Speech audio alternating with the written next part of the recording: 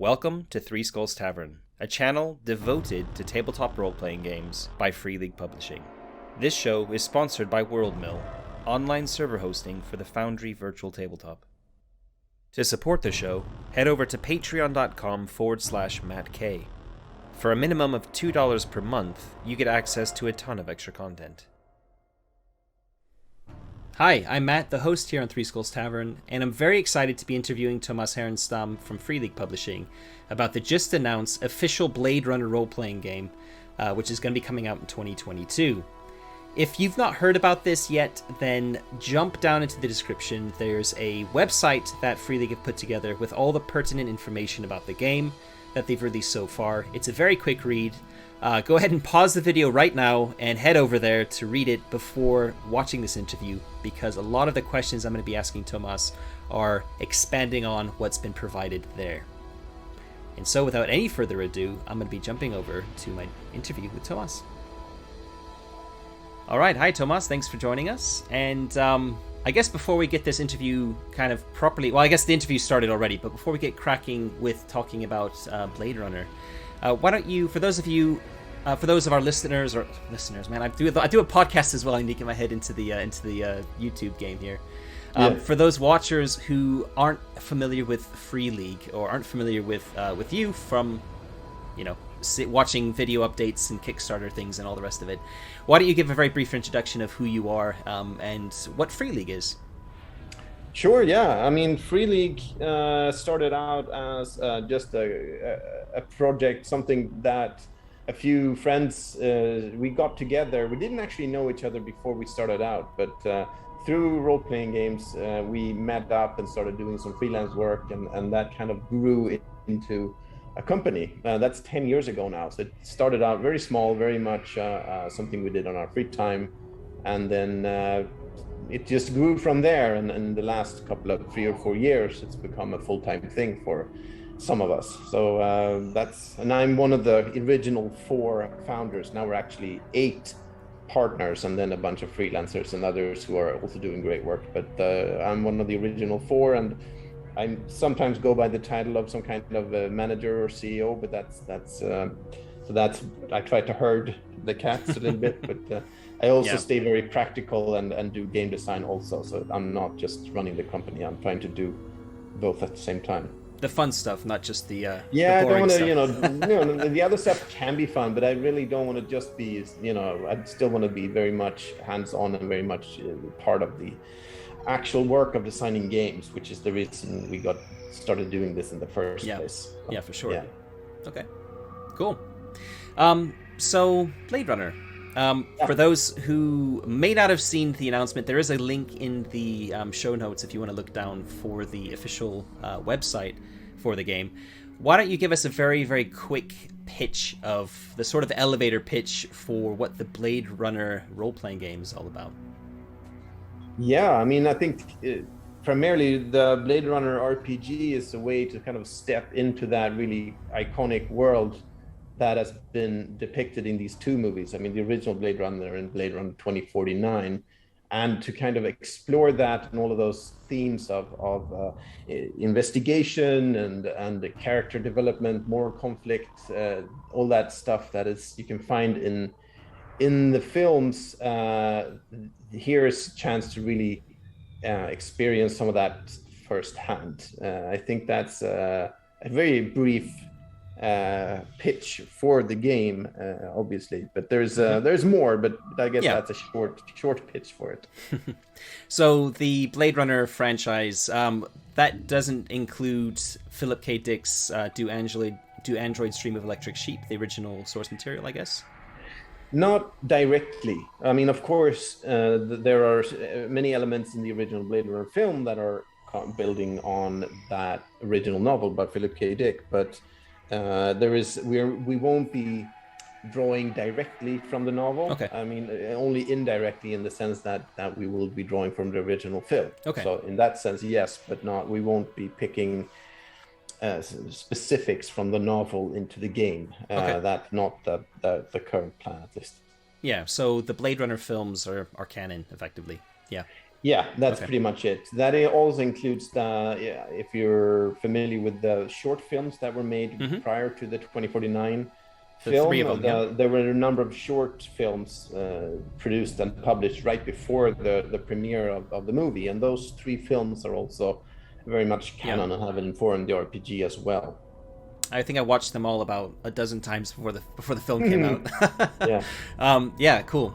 Okay, so those are lore too. What about the comics? There's some new I think it's like 20 Blade Runner 2019, 2029, and Origins, I think are the Right. three Yeah. the three lines. Yep, they are definitely also. I mean, they're very active. I really enjoy them. They're still. I mean, they're being published as we speak. Yeah. So they're Ongoing. not. They're still an ongoing publication. So I'm following them with great interest, obviously, and will be and are talking to them through the license cool. owner, obviously, that we Yeah. want to paint a coherent picture of this world. So it's definitely also part of what we do. But since we don't have advanced knowledge of everything, we haven't built the RPG on the comics specifically. I wouldn't, because we've been working on the RPG for a year and a half. So since before the comics started being published, so they were not part of the initial when we started working on it. But they will definitely inform the development, and we want to make sure that they kind of mesh well together. I really enjoy them. I think the comics are great. I've read the first few issues of 2019. It was really good. Just need to get my hands on the rest. Cool. The next question comes from Ed from the channel's Patreon, who've been able to ask a couple of questions. And he's asked, who are the leads on game design, and who will be the expert on all things Blade Runner in terms of lore canon? Right. I do the lead game design work, just as I did on Alien and a few other games, but I will pretty much have the exact same role that I had for the Alien RPG on this one. And that means I'm in charge of game design and also overall project management. There are others, obviously, who contribute to game design also, but I'm sort of the one running it and writing up at least most of it. As for the setting part, it's actually a guy called Joe LaFavi who will be doing the setting work. He's already written a lot. We're deep into that already. Cool. So Joe will pretty much be the Drew Gaska for Blade Runner. He, like Drew is for Alien, Joe will be for Blade Runner. So he's very much the Blade Runner aficionado who knows every little bit of lore and to kind of paint a coherent picture of the world. I mean, because just as in the case of Alien, we're all at Free League, huge fans of both these film series and franchises, but we're not. I mean, I think you need someone like Drew and Joe to be like these super experts with that, next level of knowledge about the intimate details of lore to get everything right and to kind of bring everything together in a good way. So yeah, that's going to be Joe's job, or is already. Okay. Yeah, cool. Ed also mentioned on Patreon that he loved the trailer, and big shout out to whoever put that together. Was talking about the artwork and how awesome it is and how it very, looks very in keeping with the game.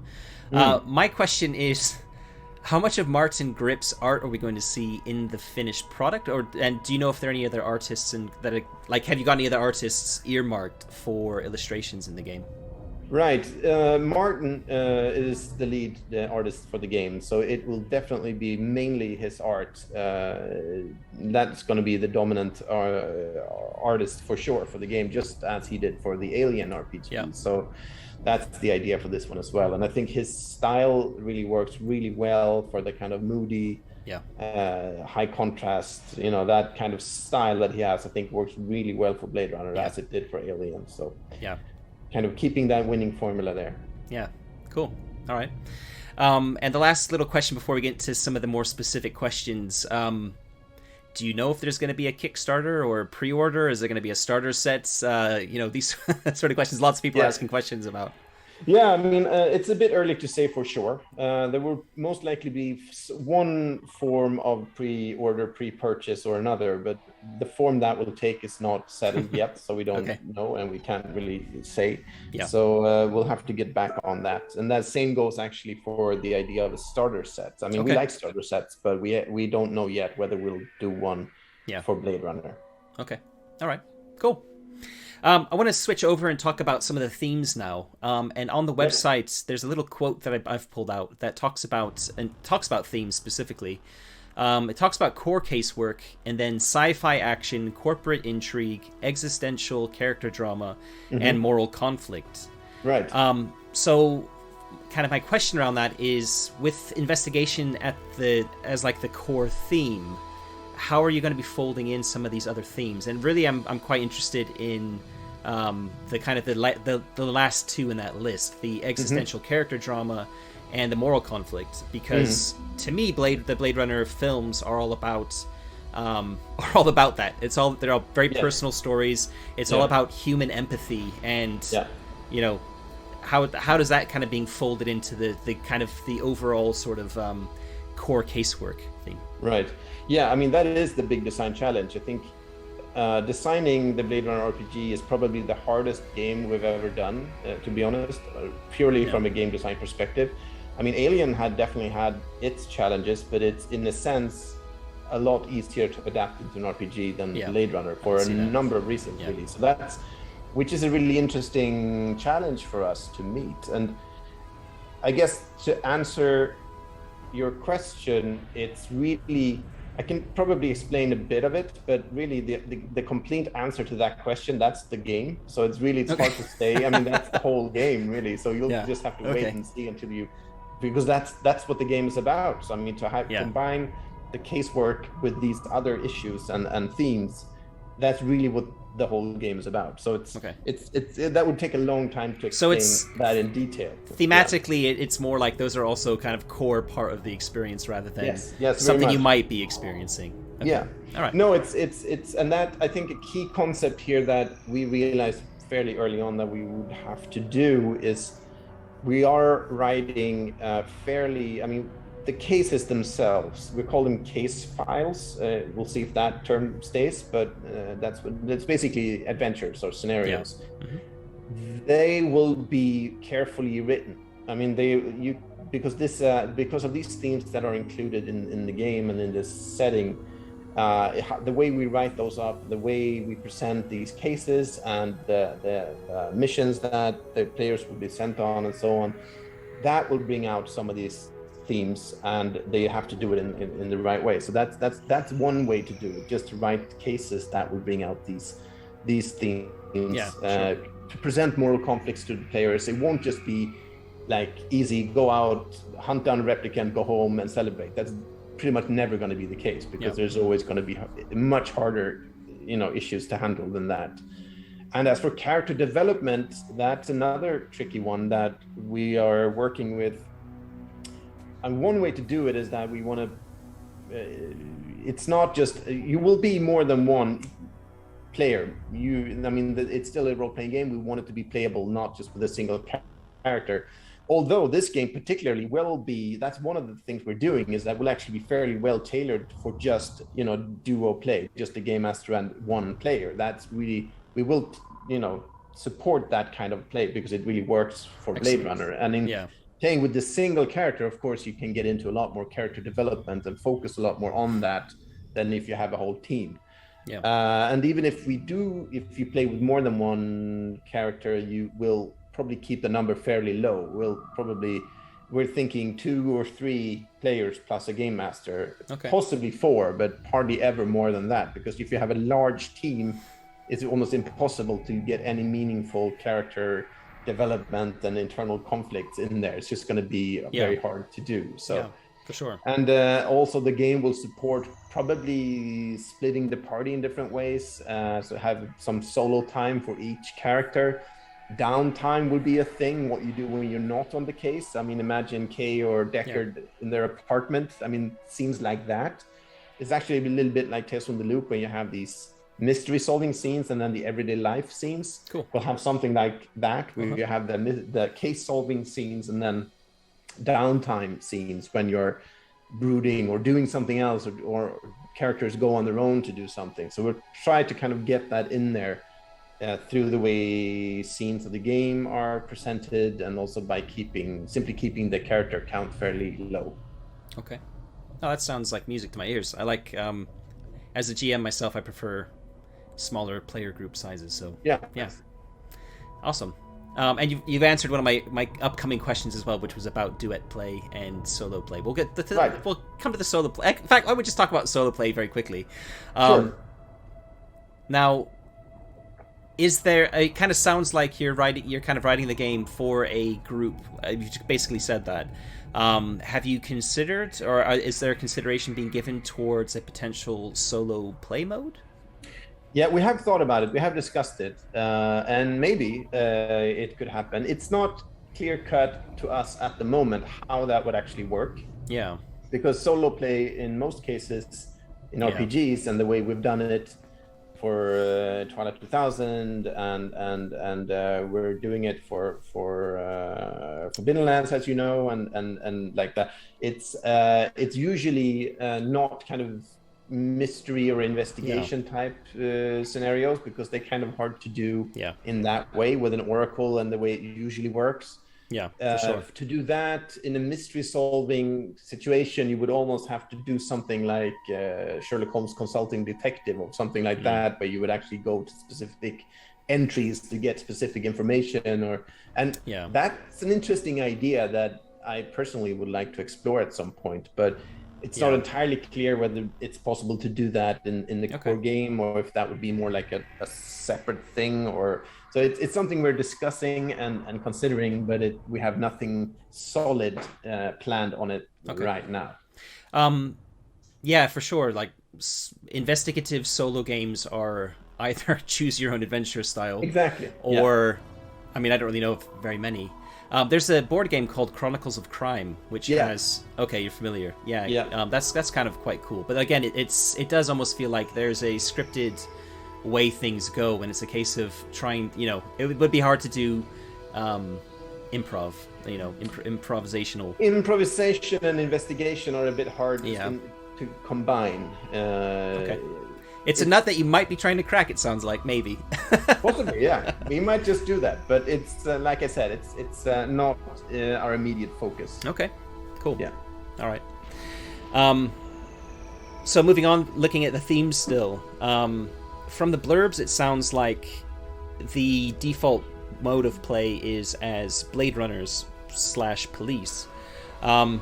Is that the case? Or will there be other ways to, like, will there be other options for your kind of character faction, if you will, that you belong to? I mean, obviously with it being, you're calling it case files, so it does sound like there's an implication there that it's sort of detective work. I mean, the immediate focus is playing Blade Runners. I think it's such ingrained in the franchise. I think that is, and that has, because that's also informed gameplay and the investigative type of play that will kind of be the framework of how this game runs.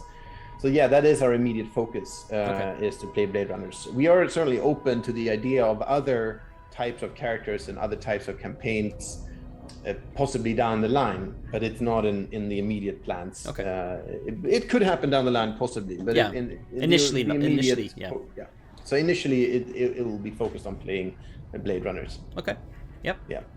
The last question around themes. Zach from our Patreon said that if this is Free League's entry into Cyberpunk, will they present a world where augmentations are the norm? In the movie, we see humans and replicants, but not a lot in between. And that was actually another question I had as well. There's a big raging debate right now in the Free League communities about Neon Noir versus Cyberpunk, and just how much of, Neuromancer or Snow Crash will there be in post-blackout streets of Los Angeles in 2037? And it kind of sounds from the blurbs we're reading at the moment that it doesn't really sound like it's... Well, let me phrase this as a question. Are there any plans, or will the Blade Runner rule sets kind of work to play more traditional, like, cyberpunk-themed games of, anarchists, troublemakers, mercenaries, that sort of thing? Or is there room in the market for another more kind of cyberpunky game? I hear you, and I understand the question. I think, to my mind, I think Blade Runner is really its own thing. It's not just another cyberpunk game. I mean, I like cyberpunk as much as the next person, but I think Blade Runner is very much its own thing. It certainly, you know, relates to Cyberpunk in some way, but I wouldn't really call it Cyberpunk. Yeah, I wouldn't either. But so I mean, and our key, I mean, what we are really trying to do is to create emulate Blade Runner, not Cyberpunk. So that's the immediate focus. Okay. But I think, again, I mean, I think exploring this world, it has a lot to give, and we do have, I mean, ideas, and we have discussed, you know, very broadly other types of characters and ways to play this game. So that might happen possibly down the line, but the immediate focus is not to play other types of characters, but it will be focused on Blade Runners and initially. I kind of, I definitely agree with you. I don't consider Blade Runner Cyberpunk, but there's parts of the setting that are hinted at, like the orbitals and, you know, life off-world, where you kind of think it might be more technologically advanced than it is down here on, you know, this polluted Earth. So maybe. Anyway, Who knows? Yeah. Who knows? I mean, it's certainly, I mean, that's a cool thing, right, about RPGs. You can really take them into many different directions. And also, I'm sure that, I mean, what we do, you know, in terms of official products, it's just one thing, but then what players do with the game, it's just something else. So I mean, it's that's certainly not beyond the realm of the possible that we'll see stuff like that done in, you know, who knows what we'll see. But I think for now our immediate focus is to get the, you know, the casework and the Blade Runner bit right. Sure. And that's a big enough challenge as it is initially. So. Okay. I guess you're kind of leading me to another question of mine, which I was going to bring up at the end, but it slots in really nicely here. And that's whether there will be Free League workshop support for this game, if you know that will be the case or not yet. It's a good question. The simple answer is I just don't know yet. Okay. It's a question that we haven't worked out yet, so I don't know. I mean, I think the Free League workshop stuff is great, and I'm happy to see it, all this cool stuff being done there. But you know, for some, it can be a complicated thing with specifically licensed games, because the rights are more complicated. So I just don't know at this point whether we'll be able to do that. Okay, cool. I'm aware we got limited time left, so we'll try and rattle through. I mean, there's a lot of crunchy questions here, but we'll try and get some pithy answers out of you. Let's move across to mechanics a little bit. And I understand that it's early on in the development cycle for this still, unlike how it was with Alien when you announced it. But you do mention in the blurb that it will be using the Year Zero engine, quote, further developed and uniquely tailored for Blade Runner. Can you go into that a little bit more? You know, I kind of wish I could, but it's right now we're at the stage where we are testing things.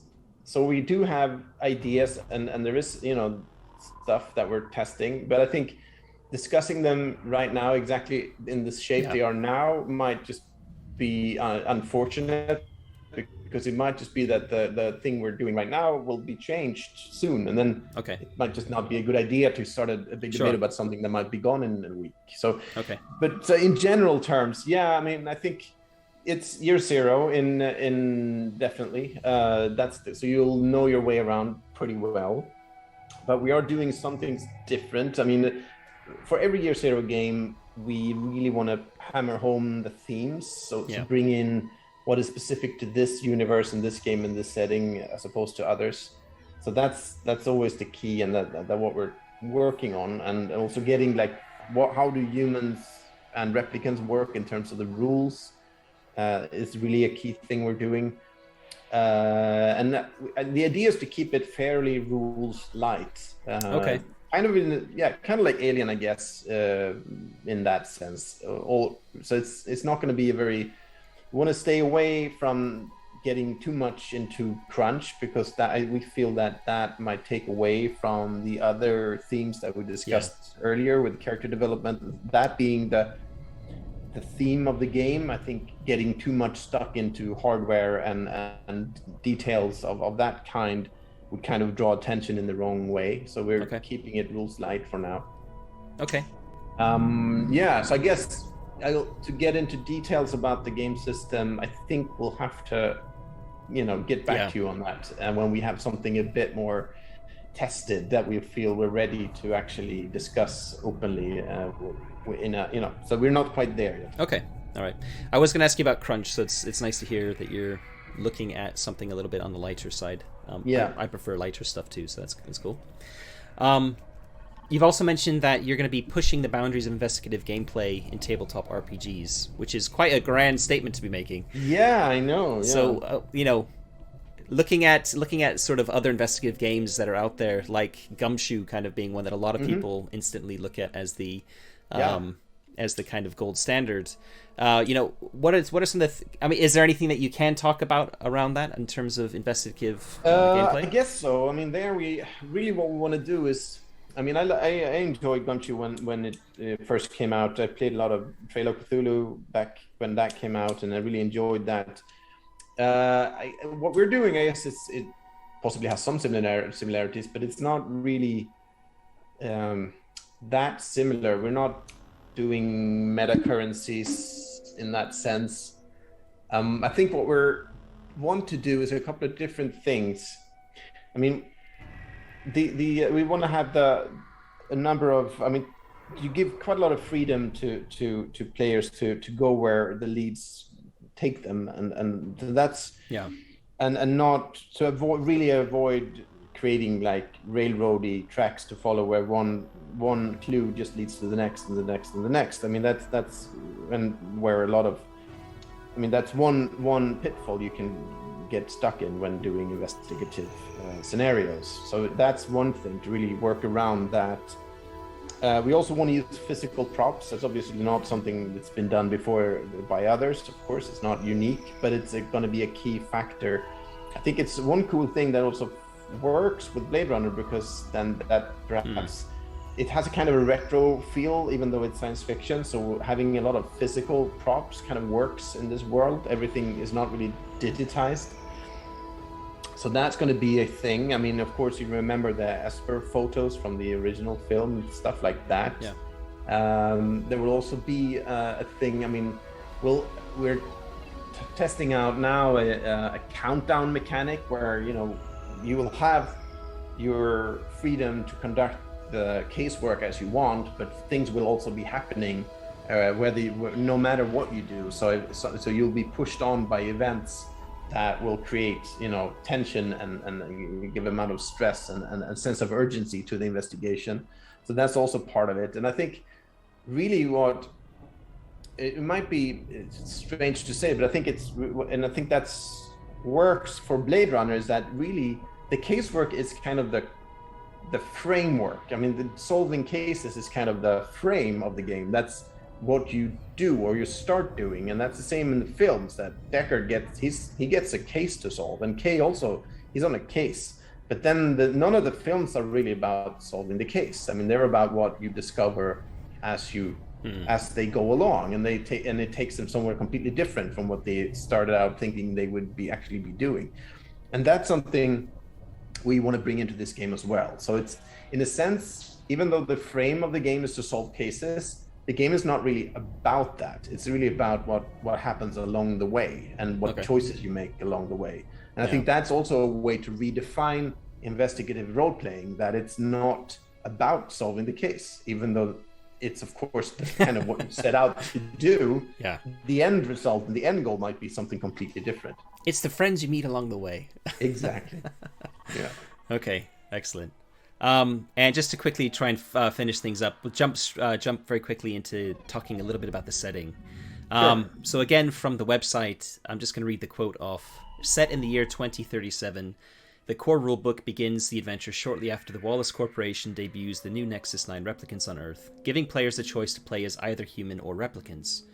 Yeah. You mentioned the short films earlier, and one of them is 2036, I believe, Nexus Dawn, which has Jared Leto in it, I remember, as he's convincing a bunch of, I guess, lawmakers on Earth to lift the ban on replicants. I guess the question and thinking about the film 2049, there's a whole kind of theme going in there with the Nexus 8s, right? We've got Sapper, Morton in there. We've got the resistance movement that are basically made up of the Nexus 8s. Mm-hmm. will there be? But your blurb is mentioning Nexus 9s. Will there be an option to play as Nexus 8s, or are there kind of ideas to tie them in to the setting in some way, like having this resistance movement being there? Can you potentially play as as the resistance, as you're like, on the opposite side of the Blade Runners, so to speak? Yeah, I mean, I guess this is all maybe stuff that still hasn't been hashed out yet. Yeah, I mean, initially, as in terms of player characters, the focus is Nexus 9 models and Blade Runner replicants, basically, like K in the second film. The Nexus 8s are definitely part of the setting and part of the world, and the replicant underground very much so. So I mean, and I think that's something we'll be exploring as well. I think that's not too much of a giveaway. That's definitely a focus. I guess you wouldn't have the Blade Runners if the Nexus 8s weren't part of this setting, exactly. right? I mean, they are really the reason there is Blade Runner, units in the first place. Yeah. Okay. And so that is definitely, they will definitely part of this.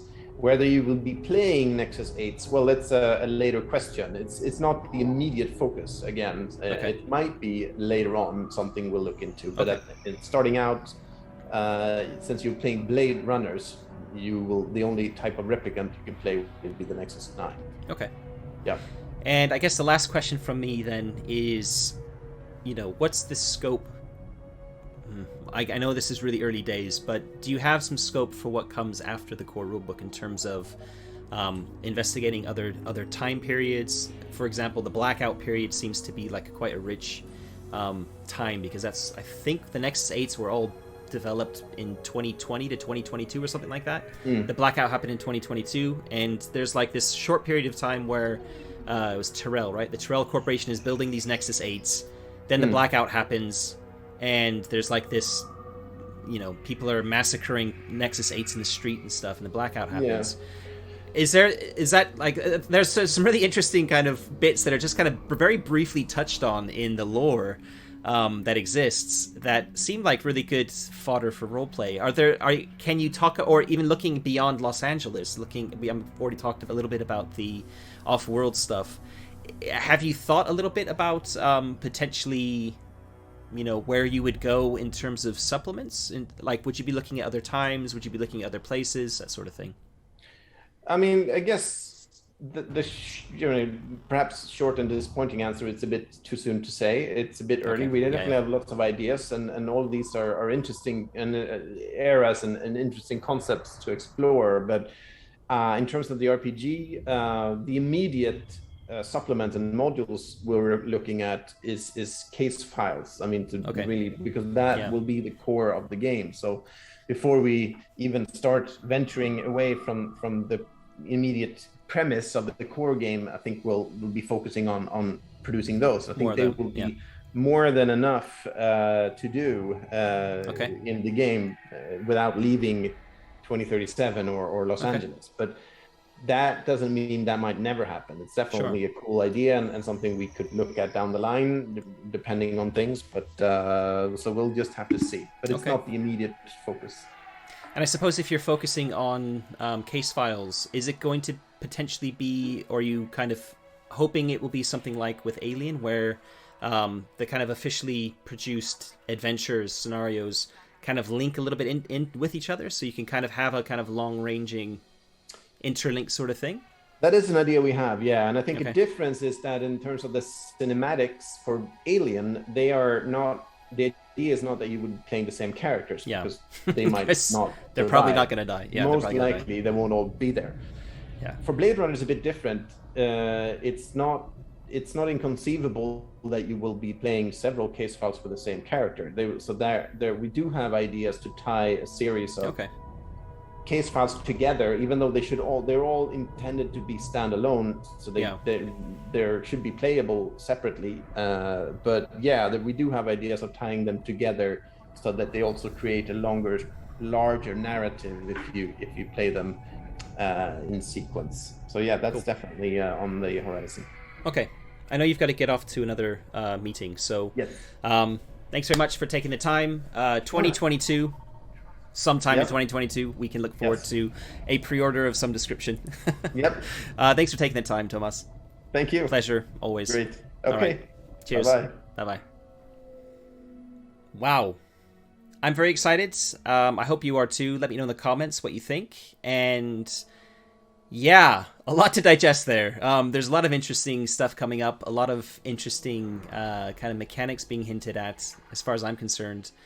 From a personal perspective, I haven't done a lot of investigative GMing myself in the GM seat.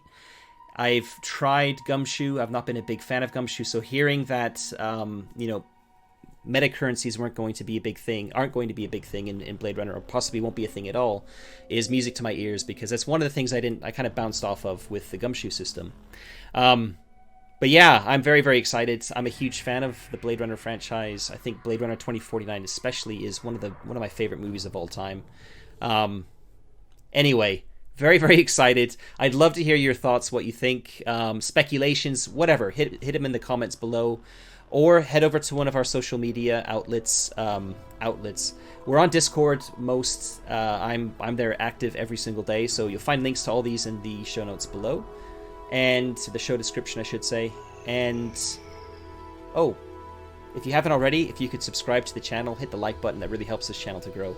Otherwise, thanks very much for watching, and I hope, just like me, you're very excited to see what comes of this game.